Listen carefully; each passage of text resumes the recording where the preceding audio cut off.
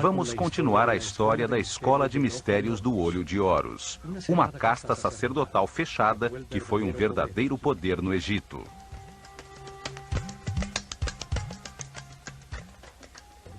Foi organizada por sacerdotes sobreviventes ao dilúvio, possuidores de registros e conhecimentos da desaparecida civilização Atlante. Seres muito evoluídos que viram o cataclismo como oportunidade de estruturar uma nova civilização dedicada ao aperfeiçoamento espiritual.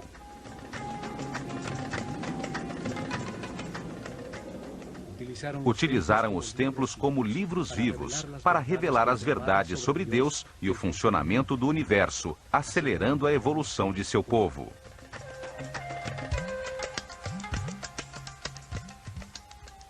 Nos templos, concentraram o conhecimento e a riqueza, transformando-os em polos impulsores do desenvolvimento da civilização egípcia. Ensinaram que o Espírito Eterno reencarna repetidamente como homem na Terra para viver um processo de aperfeiçoamento criado por Deus.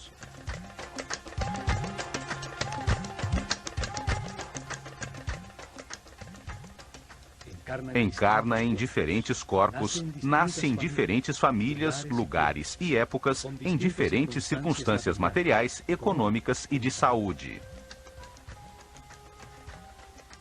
Reencarna repetidamente na Terra, enquanto o sistema solar dá uma volta ao redor do centro da galáxia, que dura 25.920 anos. Esta volta é chamada de ano cósmico.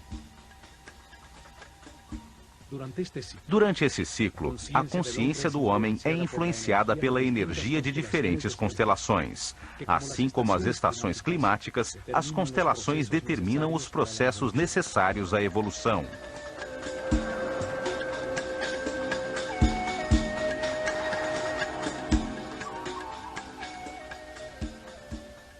Os egípcios acreditavam que as estrelas que iluminam o dia do nascimento marcam o destino do homem e, em escala maior, o de toda a humanidade.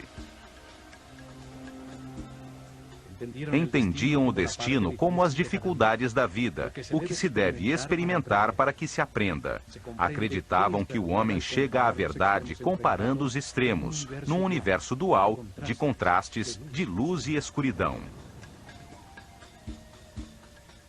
Ao exercer seu livre-arbítrio diante das circunstâncias que atravessa, o homem aprende com os resultados de suas decisões. É a angústia que permite entender a paz, o medo que ensina a harmonia, as consequências do ódio é que trazem a compreensão do amor.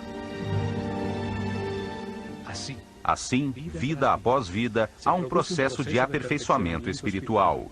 O homem nasce cada vez mais sábio, respeitoso e tolerante, até o fim do ciclo, quando torna-se um super-homem imortal.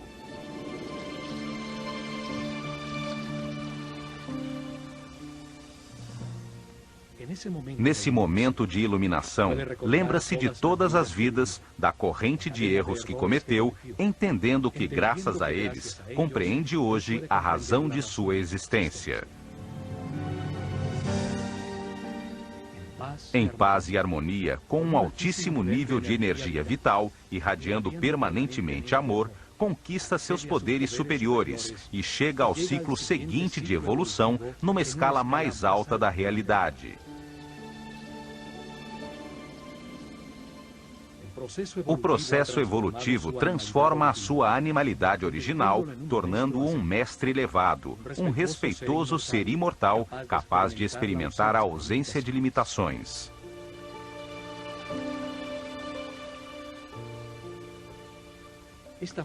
Esse modo de entender a vida proporcionou milhares de anos de paz e harmonia aos egípcios, desenvolvendo uma civilização exemplar. Os sacerdotes do Olho de Horus deixaram essas verdades no interior de seus templos. Por isso, nesta série de programas, os percorreremos um a um.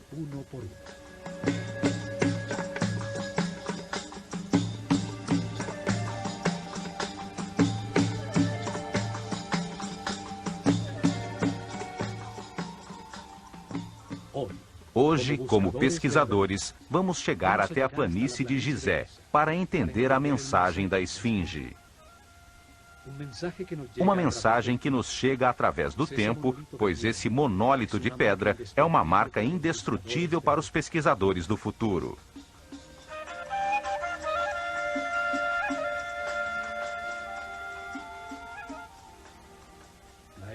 A esfinge revela movimentos astronômicos registrados há milhares de anos e comprovados no ciclo anterior pela humanidade atlante. A crença hoje é de que Atlântida foi um mito.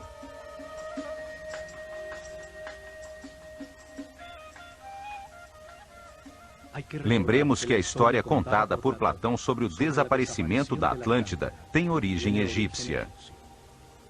Foram os sacerdotes do templo de Neith que mostraram a Solon os antiquíssimos registros sobre Atlante, uma palavra egípcia relacionada com a água. O vocábulo Atlu significa água, limite da terra pela água.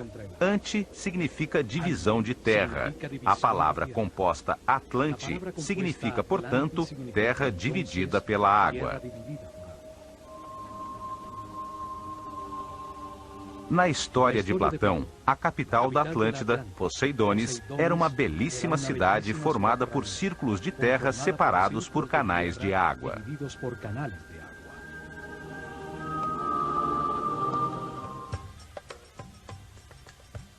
Para descobrir os segredos da esfinge, analisemos sua forma simbólica, seu gigantesco tamanho em pedra monolítica, sua localização precisa e a direção de seu olhar. Vamos recriar os movimentos dos astros depois do dilúvio, as marcas de erosão pela chuva em seu corpo e o seu significado.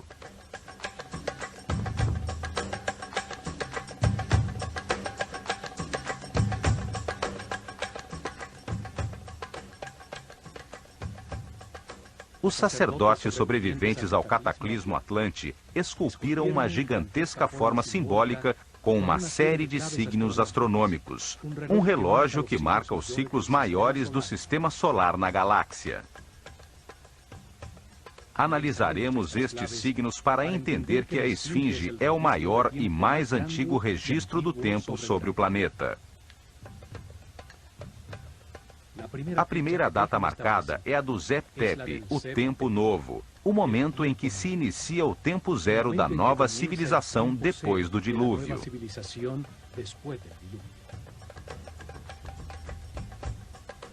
O Zep Tepi é o primeiro passo no caminho de aperfeiçoamento espiritual da humanidade. A esfinge é a primeira pedra desse caminho.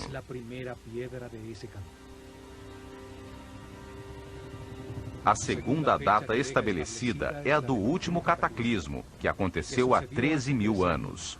O dilúvio foi chamado universal porque aconteceu em todo o planeta simultaneamente. Não foi um fato restringido apenas ao Egito. Os sábios sacerdotes tinham registros anteriores de outros cataclismos. Um deles ocorreu no início da civilização Atlante, há aproximadamente 38.000 anos. Sabiam que essa destruição era cíclica e acontecia a cada ano cósmico. Esse conhecimento lhes confirmou que os astros marcam a duração de todos os ciclos nas diferentes escalas do universo. As características da esfinge revelam a importância de todos os níveis e escalas do grande ciclo cósmico. A volta do sistema solar ao redor do centro da galáxia determina a duração das estruturas físicas que sustentam a organização humana, pois a cada 25.920 anos acontece um cataclismo, dando lugar a uma nova forma de desenvolvimento, uma possibilidade diferente de organização.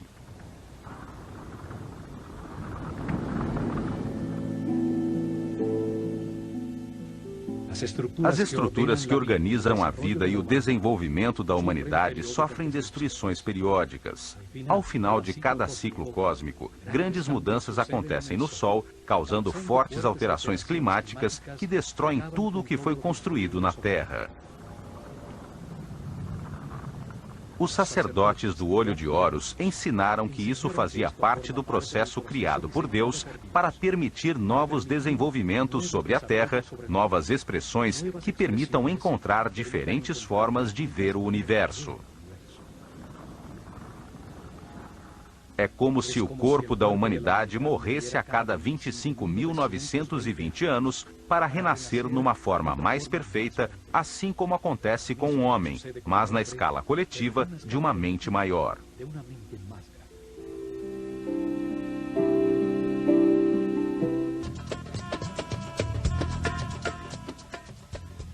Na abóbada celeste sobre o Polo Norte, existem 6 constelações, conhecidas como constelações polares. Abaixo, perto do Equador, existem 12 constelações zodiacais.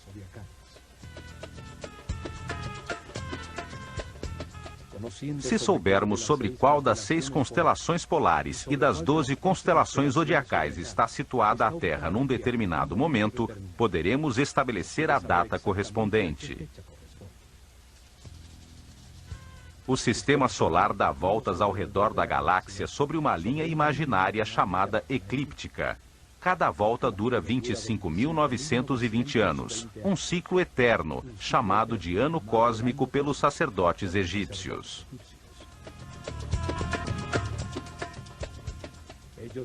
Eles dividiram essa volta de 360 graus do sistema solar pela abóbada celeste em 12 setores de 30 graus cada um. O Sol os atravessa em 2.160 anos. São as 12 constelações de estrelas. Cada uma tem o nome de um animal, o círculo de animais, o zodíaco.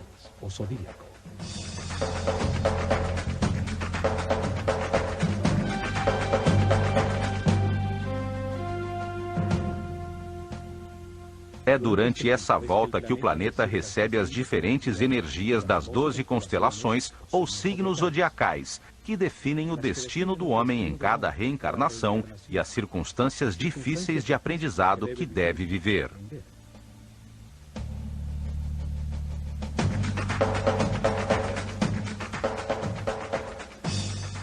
Partindo da posição que ocupa o sistema solar atualmente sobre a eclíptica, ao 0 grau, finalizando a Era de Peixes, entrando na Era de Aquário, retrocedemos 180 graus. Aqui se encontrava o sistema solar há 12.960 anos, 180 graus para trás, na constelação de Leão. Os cientistas atuais dizem que aproximadamente nessa época aconteceu o final de uma era, quando o gelo se derreteu e aconteceu o dilúvio.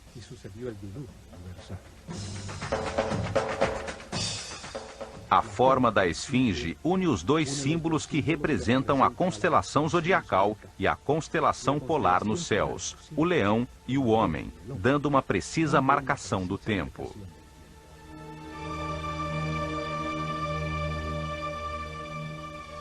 Essa forma representa os dois níveis em que se encontram essas estrelas. O corpo de leão representa a constelação homônima, enquanto o homem é o símbolo da constelação polar a que chamamos de Hércules, e que os egípcios chamavam de Tum, o Adão da mitologia astronômica. O movimento combinado nestes dois planos celestiais foi chamado de par e passo, as duas constelações pelas quais passa a Terra em seu percurso pela galáxia, na chamada precessão dos equinócios. A esfinge marca, assim, o Zep-Tep, o tempo novo. A estrela polar chama-se assim por sua localização sobre o Polo Norte, diretamente sobre a coluna vertebral do planeta, seu eixo. É uma estrela fundamental, o poder que preside os céus. Vista da Terra, é ao redor dela que gira a abóbada celeste.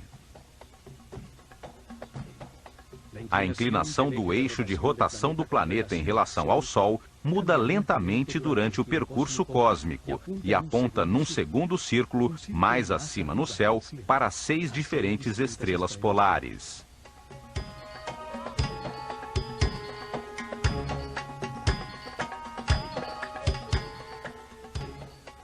Os conhecimentos astronômicos egípcios, os registros herdados, permitiram-lhes saber que, ao dividir em segmentos de 60 graus este segundo círculo superior, se veria que o eixo da Terra aponta em direção a uma diferente estrela polar a aproximadamente cada 4.320 anos. 6 constelações contêm as estrelas polares, as que se localizam exatamente sobre o polo norte da Terra, a cada 60 graus de seu percurso pelo grande ano cósmico. São chamadas as constelações polares.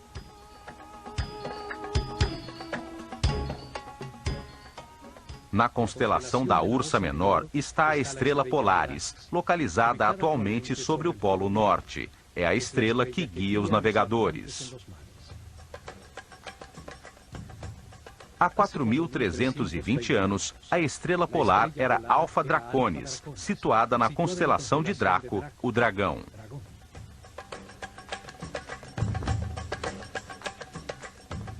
O poder que presidia há 8.640 anos era a estrela polar na constelação de Hércules, ou o Homem. Há 12.960 anos, quando aconteceu o dilúvio, a estrela polar no círculo superior era chamada Vega, da constelação da Lira.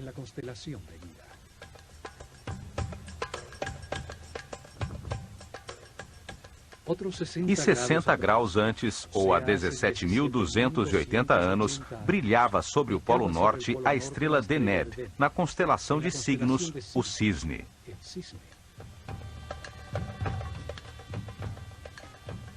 Há 21.600 anos, encontrava-se sobre o polo a estrela Alfirte, da constelação de Cefeus.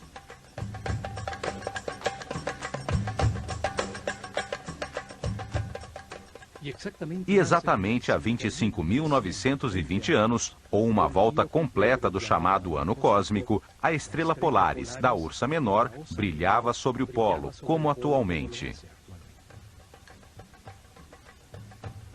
Estas duas séries de constelações afetam continuamente o homem, tanto as 6 do Círculo Alto Polar, quanto as 12 do Círculo Baixo do Zodíaco. Ambas giram sobre um eixo polar virtual situado no centro da galáxia, o eixo da coroa.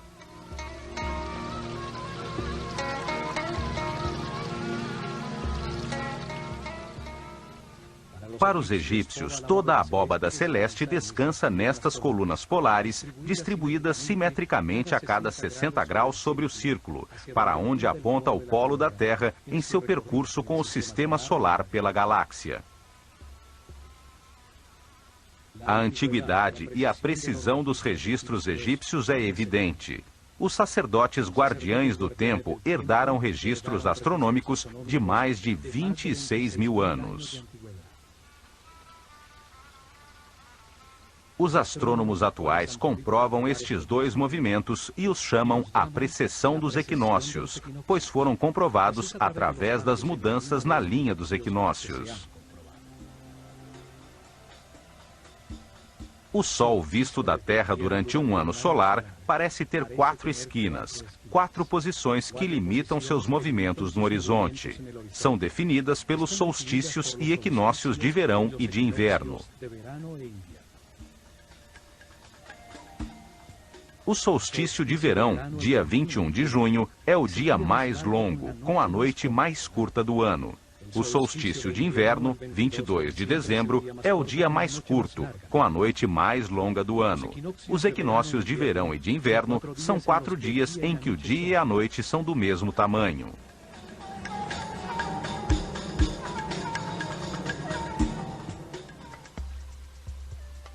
Na latitude de Gizé, o Sol nasce em frente à esfinge nos equinócios, a 28 graus a nordeste no solstício de inverno, e 28 graus a sudeste no solstício de verão.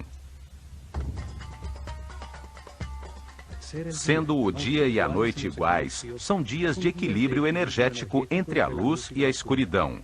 Dias em que se abrem as portas dimensionais de espaço e tempo, sendo por isso importantes em todas as culturas da Terra. A cada ano, a linha imaginária que une os dois equinócios muda ligeiramente de inclinação com relação ao Sol. A cada 72 anos, 1 grau. A cada 2.160 anos, 30 graus. E a cada 25.920 anos, muda 360 graus.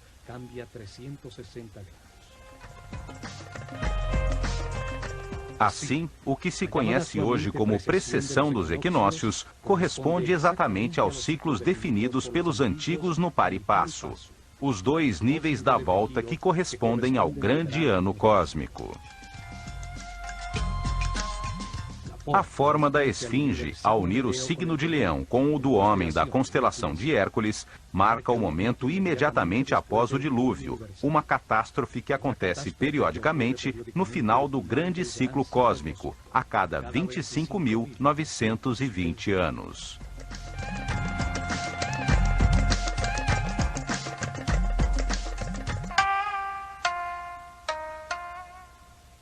A esfinge é a maior escultura da Terra. Seu imenso corpo foi esculpido numa só rocha para permanecer incólume através dos séculos.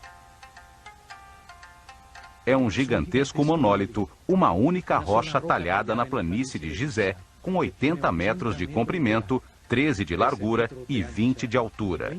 É do tamanho do quarteirão de uma cidade média.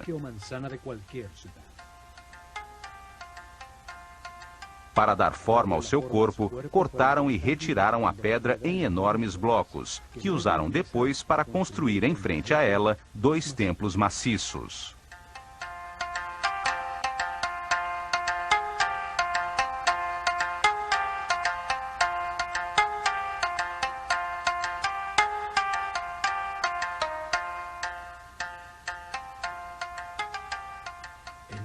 Enigmática e poderosa, é a obra de arte mais grandiosa da antiguidade chegada até nós. Viu nascer, mudar e desaparecer várias culturas ao seu redor.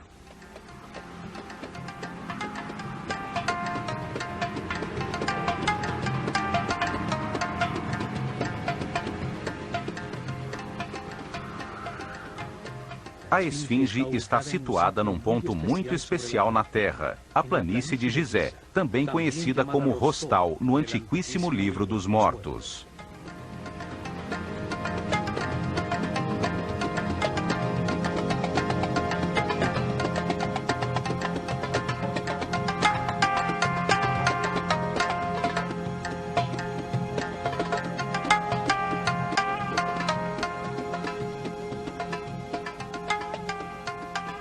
Seu corpo de leão descansa sobre a linha paralela ao norte do Equador, aos 30 graus de latitude, e quase exatamente sobre o meridiano que passa a 30 graus de longitude entre os polos norte e sul. 30 graus de latitude, 30 graus de longitude, sobre um dos pontos diamagnéticos do planeta. Hoje se sabe que ao redor da Terra, sobre os paralelos de 30 graus norte e sul de latitude, e a distâncias harmoniosas, regulares e equidistantes, passa a rede eletromagnética do planeta.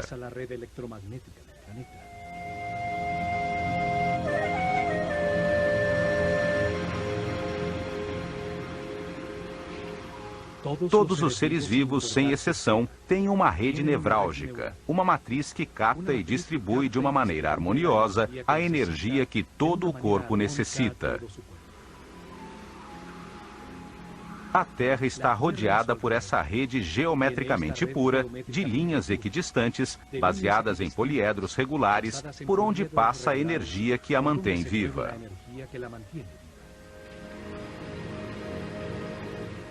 São chamadas linhas Ley e linhas Hartmann. Formam uma matriz sobre a qual existe uma série de pontos nevrálgicos em que se produzem naturalmente vórtices energéticos, utilizados secretamente por governos de indivíduos com conhecimentos suficientes para produzir levitação e antigravidade. Estes vórtices eletromagnéticos estão harmoniosamente distanciados entre si, onde foram comprovadas anomalias magnéticas e energéticas. O Triângulo das Bermudas, do Dragão e do Diabo, onde ocorreram desaparecimentos misteriosos, são pontos diamagnéticos reconhecidos. Em outros, estão estrategicamente localizadas pirâmides de diferentes culturas ou bases militares de várias potências.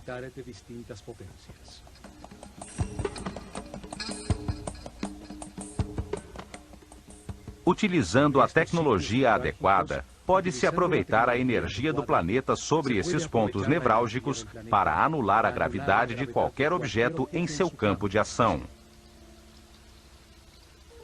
Também nestes pontos foram realizadas experiências de translação dimensional, como as realizadas nos Estados Unidos no chamado Projeto Filadélfia, coordenado por Nikola Tesla em 1943. Nestes vórtices se produzem portas dimensionais que se abrem e se fecham ao entardecer nos dias de equinócio. Os egípcios consideravam o dia dos equinócios como a porta de Maat, a deusa do equilíbrio e da justiça. Nestes dias, realizavam cerimônias especiais com iniciados da Escola de Mistérios na planície de Rostal. Aproveitavam o vórtice para culminar os anos de preparação, nos quais os sacerdotes dos quinto e sexto níveis de consciência eram impulsionados por uma força externa para experimentarem dimensões mais elevadas. Com o conhecimento herdado dos sacerdotes do Olho de Horus a respeito da rede eletromagnética, construíram sobre ela a Grande Pirâmide para transformar com fins espirituais sua inesgotável energia. Na Grande Pirâmide, recebiam no corpo as energias condensadas do planeta, conseguindo altíssimos níveis de vibração como se obtivessem estados especiais de consciência.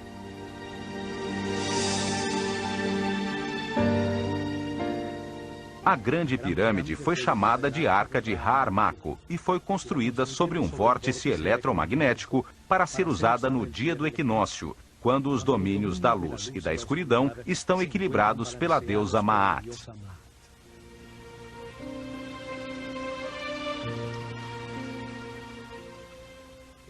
Nesses dias, nasciam os Néters, espíritos excepcionais, os Shensu-Hor, seguidores de Horus, irradiando amor e guiando o povo, elevando seu nível de consciência com seu exemplo e informação sobre a realidade do universo.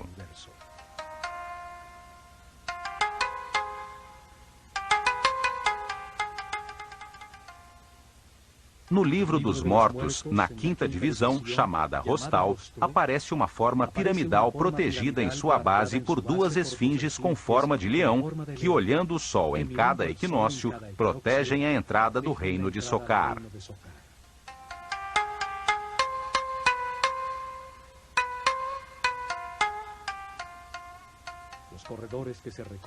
Os corredores que levam ao topo se parecem com as passagens da Grande Pirâmide. É lá que acontece a transformação do Osíris interior de todo ser humano. Lá encontra a iluminação que o transforma em Horus, o super-homem imortal. A forma de leão também tem relação com esse processo evolutivo. O leão é o mais evoluído dos animais. Representa para os egípcios o momento final como animal, possuidor de uma consciência em evolução que se converte num super-homem.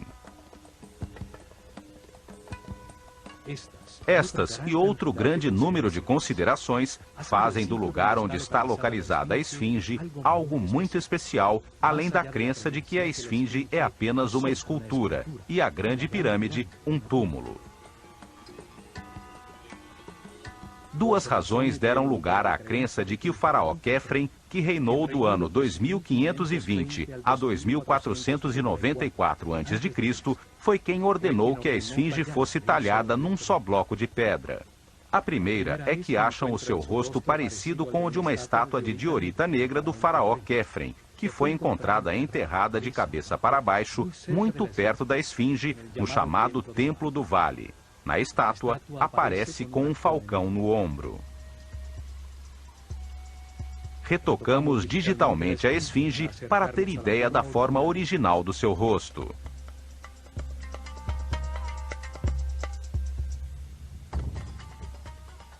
Achamos que as duas feições são muito diferentes das de Khephren.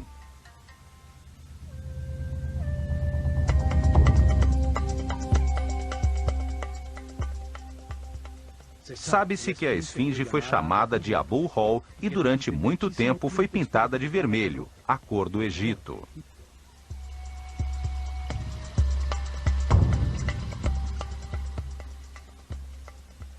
O tempo levou embora o peitoral de pedras semipreciosas, o simbólico enfeite do queixo, as cores de seu elegante turbante e todas as pedras polidas de granito branco da pirâmide de Khephren. A segunda razão é que entre os braços da esfinge encontrou-se uma lápide talhada na pedra que em sua 13ª linha tem escrita a sílaba Kef. Isso serviu como prova para que os egiptólogos tradicionais atribuíssem a sua construção a Khephren.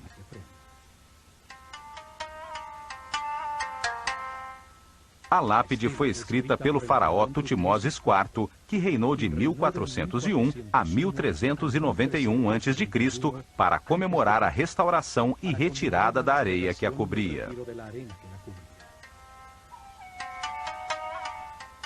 Ali se afirma que a esfinge é a personificação de um grande poder mágico que existe neste lugar desde o início dos tempos, o Zep-Tepi.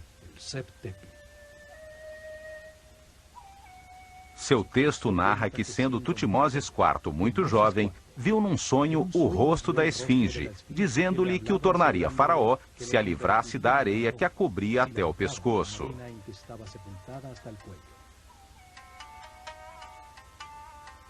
A realidade é que não existe nenhuma inscrição que afirme quem a construiu. Não se refere a Khephren como seu construtor. Certamente foi um dos restauradores que, como Tutmoses IV, limpou-a da areia através dos tempos.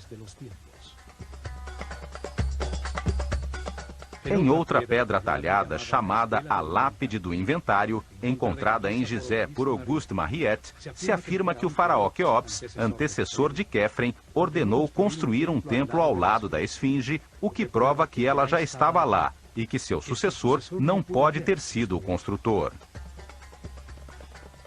No entanto, esta lápide não é reconhecida pelos egiptólogos tradicionais, que alegam que não é original e que o estilo em que está escrita não corresponde à época de Quéops.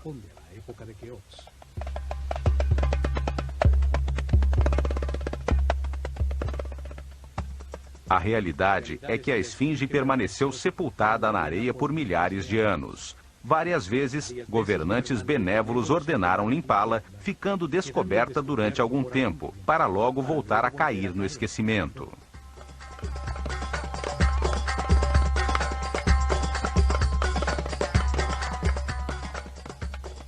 A direção de seu olhar acrescenta outro dado a este mistério. Sua cabeça de homem olha fixamente para o leste, contemplando o nascimento do sol há milhares de anos.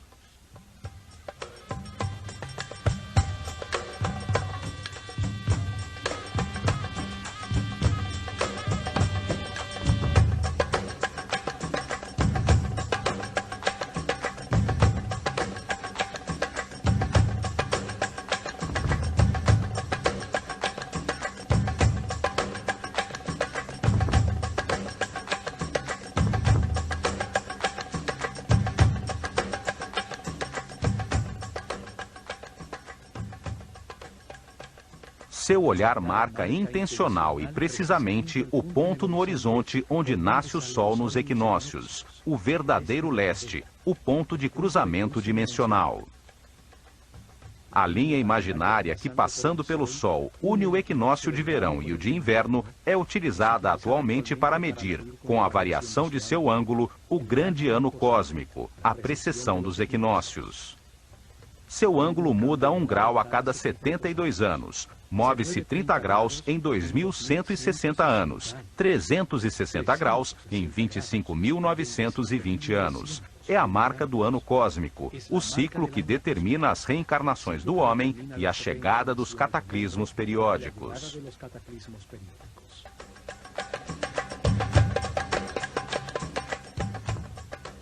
Utilizando a localização precisa da esfinge, cientistas norte-americanos realizaram simulações da abóbada estelar, programando no computador a posição da Terra a 12.960 anos sobre a eclíptica, a curva que percorre o sistema solar.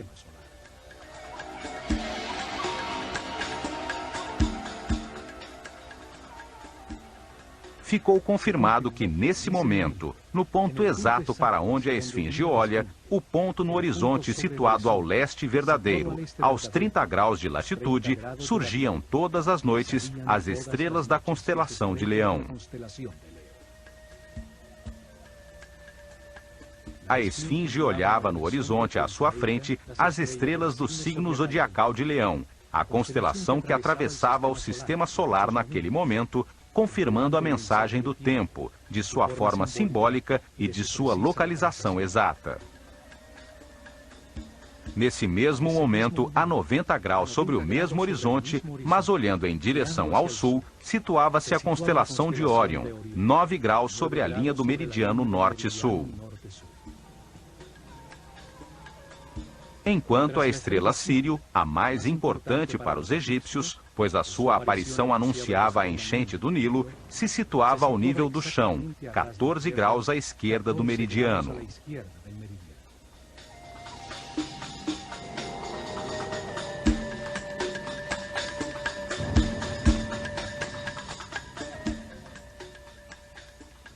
A data transmitida pela esfinge, o início da nova civilização, o Zep-Tep, está confirmada pela relação da sua forma simbólica com a constelação zodiacal de Leão e polar de Hércules. Seu olhar em direção à saída do Sol no equinócio da primavera e à saída das estrelas de Leão à noite a convertem num relógio astronômico preciso. Sua localização foi escolhida com muita precisão, para convertê-la num mensageiro através dos tempos que contasse aos pesquisadores futuros o ciclo mais importante para o homem, o ano cósmico e a localização da rede eletromagnética do planeta.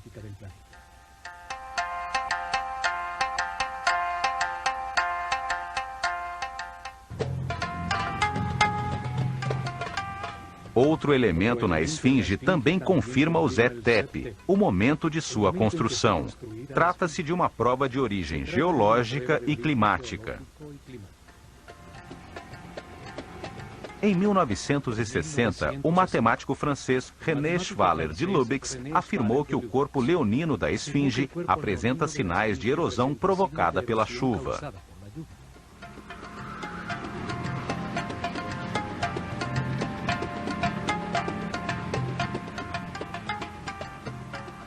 Isso surpreendeu a todos, pois está confirmado que a esfinge ficou enterrada debaixo da areia até o pescoço, 90% do tempo dos últimos 4.500 anos. Desde 2500 a.C., a data tradicionalmente aceita de sua construção pelo faraó Quefren, apenas poucas vezes, alguns governantes benévolos se preocuparam em restaurá-la e retirar a areia de sua superfície. Uma dessas últimas limpezas foi realizada por Napoleão quando esteve no Egito. Como é possível, então, que seu corpo apresente sinais de erosão devido à chuva?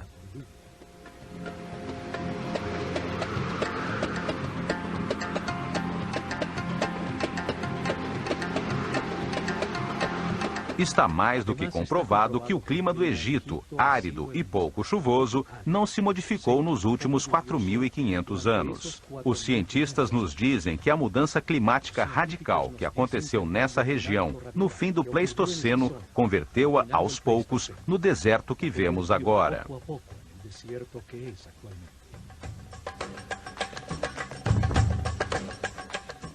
Isso quer dizer que a chuva que causou a erosão da esfinge só pode ter acontecido entre o ano 10.960 a.C. e o ano 5.000 a.C., quando a planície de Gizé converteu-se no areal que a sepultou até o pescoço e a protegeu do clima ao seu redor. Uma expedição da Universidade de Boston comprovou as marcas de erosão, confirmando que eram causadas pelas chuvas e determinou que as profundas marcas foram geradas durante milhares de anos.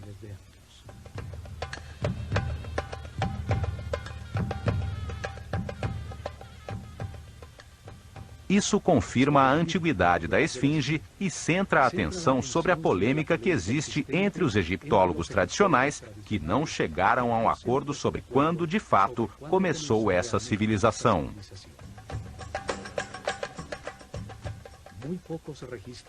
Pouquíssimos registros de governantes sobreviveram até hoje, e os existentes são aceitos apenas parcialmente. O papiro de Turim e a galeria dos cartuchos no templo de Osíris, em Abidos, têm os nomes dos faraós aceitos atualmente.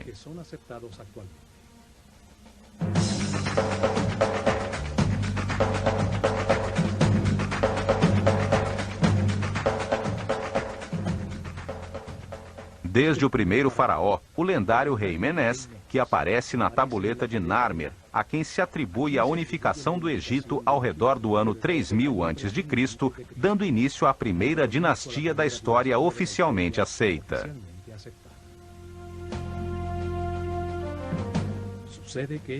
Acontece que essas listas, e a que o sacerdote Maneto escreveu no ano 300 a.C., em sua História da Civilização do Egito, começam na realidade muito antes no tempo, com outros governantes que não foram aceitos, alegando-se que eram mitos.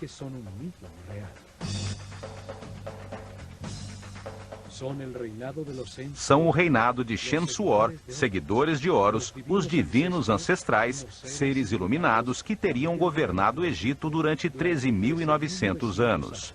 Depois, o reinado dos Aku, os sábios, outros governantes excepcionais, cujo reinado, segundo essas listas, durou 11.000 anos antes de começar o reinado dos faraós, que durou 30 dinastias. Isso quer dizer que a civilização existiu no Egito ainda antes do dilúvio, durante o ciclo anterior a que chamamos Atlante, e que no Zep-Tep um novo ciclo recomeçou a partir dos conhecimentos herdados.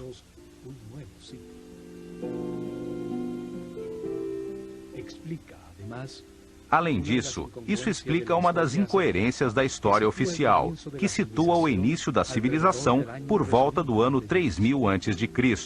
Ninguém entende como as ciências, a arte, as técnicas de arquitetura e a escrita de hieroglifos aparecem nessa data totalmente desenvolvidas, com realizações iniciais nunca ultrapassados posteriormente.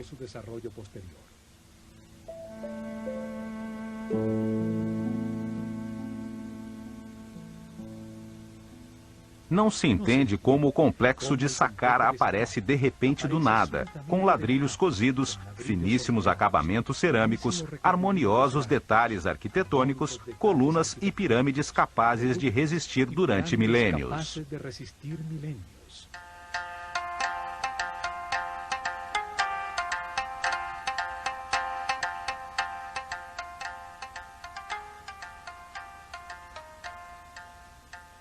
É como se a nossa atual civilização tivesse construído o ônibus espacial sem ter desenvolvido nunca os aviões de lona, os DC-3 e os voos Gemini que levaram o homem à Lua.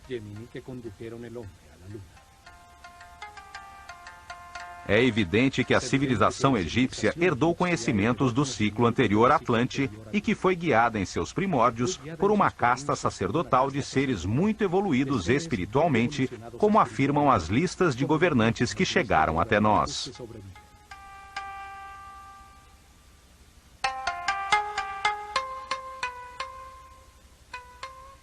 Isso confirma que a esfinge foi talhada na pedra por sacerdotes da escola de mistérios do Olho de Horus, logo depois do dilúvio, no período pré-dinástico do Egito.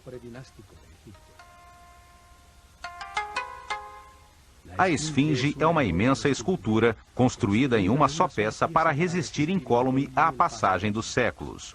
Sua forma simbólica foi cuidadosamente escolhida para tornar-se um relógio astronômico. foi colocada de uma maneira precisa sobre um ponto diamagnético do planeta, indicando forças planetárias no ponto onde posteriormente se construiu a Grande Pirâmide.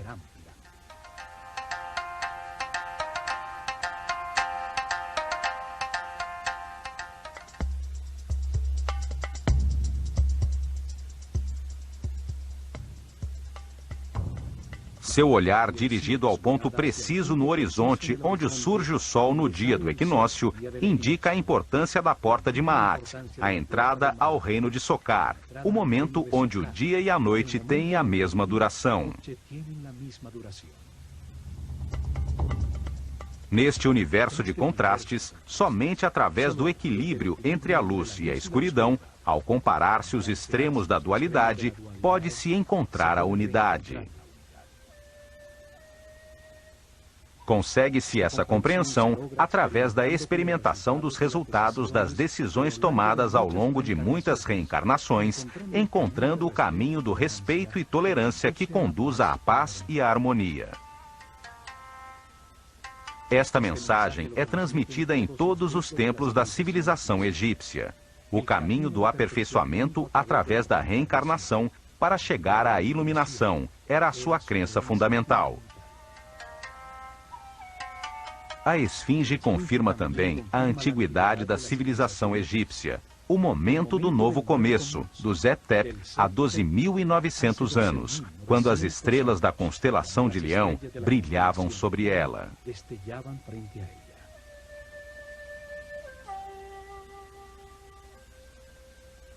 A esfinge marca a existência do ano cósmico, o ciclo mais importante para a humanidade. Confirma que, se de fato a civilização Atlante existiu, representa a certeza de que existe uma alta escola de sabedoria.